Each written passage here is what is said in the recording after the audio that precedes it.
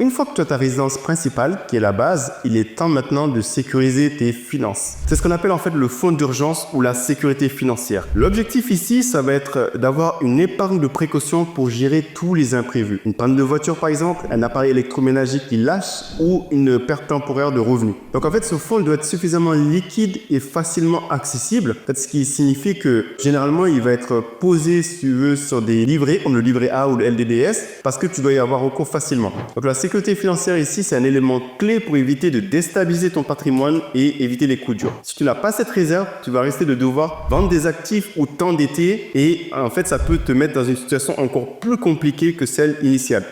Donc c'est pour ça que cette étape vient juste après la résidence principale.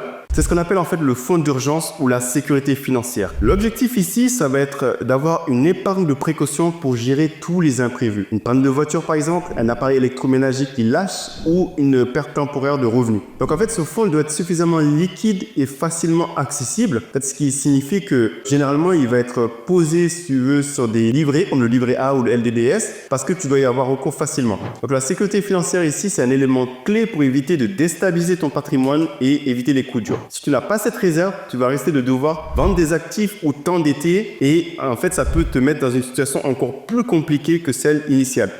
Donc c'est pour ça que cette étape vient juste après la résidence principale. Elle va renforcer les bases de la pyramide en te donnant une bouée de secours pour l'avenir.